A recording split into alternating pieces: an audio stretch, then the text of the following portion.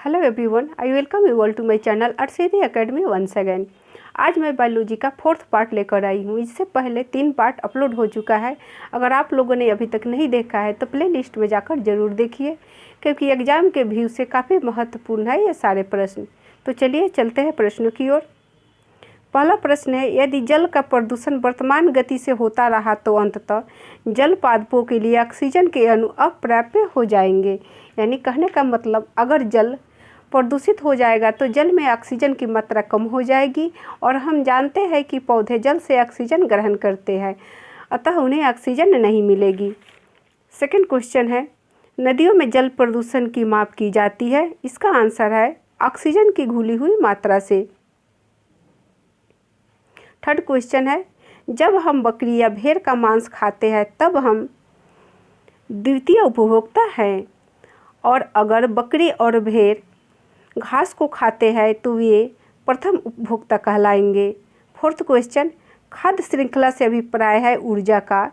एक जीव से दूसरे जीव में अंतरण हाइड्रोफाइट कहते हैं। जलीय पौधों को पर्यावरण के अजैव अवयव का उदाहरण है वायु। नेक्स्ट, हाइड्रोपोनिक्स संबंधित है मिट्टी के बिना पौधे की वृद्धि से, जैसे कि मनी प्लांट के पौधे जो कि पानी में भी ग्रो करता है। नेक्स्ट क्वेश्चन, सौर ऊर्जा का सबसे बड़ा यौगिकीकरण कौन है? इसका आंसर है हरे पौधे। नेक्स्ट, पारिस्थितिक संतुलन बनाए रखने के लिए भारत में वन क्षेत्र कितने अनुपात में होना चाहिए? इसका आंसर है 33.3%। 2019 में वन सर्वेक्षण के अनुसार भारत में कुल वन क्षेत्र का प्रतिशत है 21.67%। अगर इसमें ट्री को कवर किया जाए तो यह 24.56% हो जाता है। सबसे ज़्यादा वन क्षेत्र मध्य प्रदेश में है, जबकि वन क्षेत्र की वृद्धि सबसे ज़्यादा कर्नाटक राज्य में हुई है। इसके ऊपर हमने एक पहले वीडियो बना दिया है, अगर आप लोगों ने नहीं देखा है तो प्ले लिस्ट में जाकर देख सकते हैं। नेक्स्ट, एपीफाइट्स बहुत अधिक विकसित ऐसे पौधे होते हैं जो अन्य पौधों पर निर्भर करते हैं। इसका आंसर है यांत्रिक मदद हेतु। अगला प्रश्न, पादपालय यानी फाइटोट्रोन एक सुविधा है जिससे नियंत्रित दशाओं में पादपों का उगना संभव हो पाता है। अगला प्रश्न, औद्योगिक बहिस्राव द्वारा किए जाने वाले जल प्रदूषण को रोकने के लिए उपयोग में लाए जाने वाला खरपतवार है हाथी घास और पार्थेनियम। क्या कार्बन डाइऑक्साइड और हाइड्रोजन से वायु में प्रदूषण होता है? इसका आंसर है नहीं। तो फिर वायु में प्रदूषण कौन सी गैस से होता है? उसका नाम है मीथेन, कार्बन मोनोऑक्साइड गैस इत्यादि। नेक्स्ट, पहली ओंटोलॉजी के अंतर्गत अध्ययन किया जाता है जीवाश्मों का। तितलियों का अध्ययन कहलाता है लेपिडेटेरियोलॉजी। मछलियों से संबंधित अध्ययन कहलाता है इक्थियोलॉजी। नेक्स्ट क्वेश्चन, ऑर्निथोलॉजी में अध्ययन होता है पक्षियों का।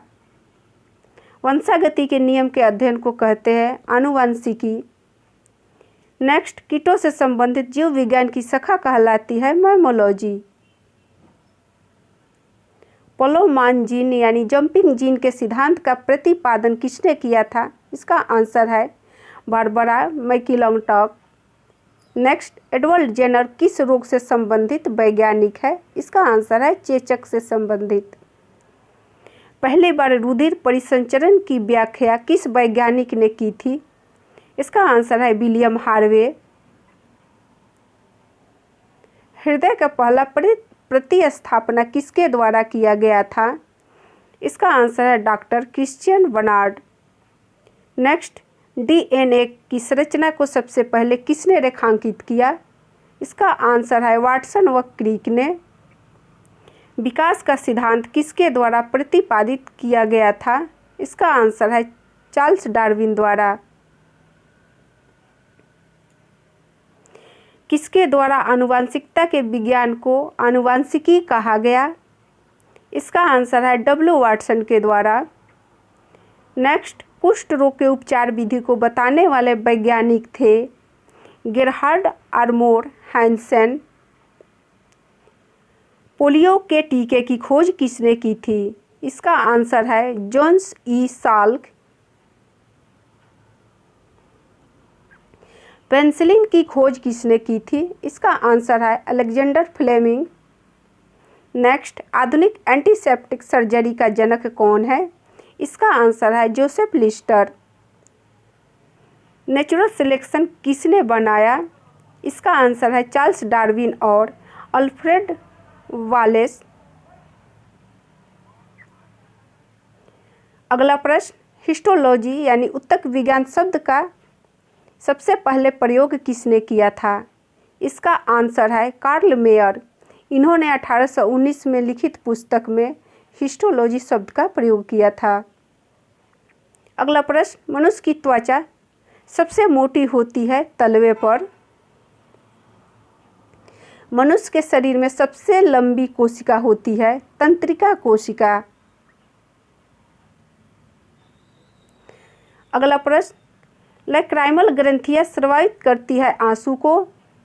नेक्स्ट, तंत्रिका ऊतक की इकाई है न्यूरॉन। ऊतक का उदाहरण है रक्त। आनुवंशिकता के जनक कहे जाते हैं ग्रेगोर मेंडल।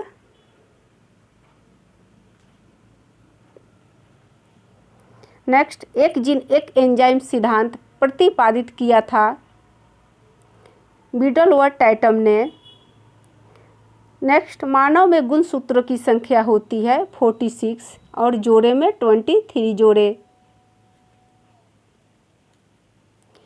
मनुष्य में कौन से क्रोमोजोम के मिलने से बालक का जन्म होता है यानी लड़कों का जन्म होता है? इसका आंसर है पुरुष का Y और स्त्री का X, यानी पुरुष का Y क्रोमोजोम और स्त्री का X क्रोमोजोम मिलने से लड़कों का जन्म होता है, जबकि लड़कियों के जन्म के लिए पुरुष और स्त्री दोनों का XX क्रोमोजोम मिलने से लड़कियां पैदा होती है। हीमोफीलिया एक रोग है जिसमें इसका आंसर है रक्त का थक्का नहीं बनता है। नेक्स्ट, जैव विकास को सबसे पहले किसने समझाया? इसका आंसर है लैमार्क ने।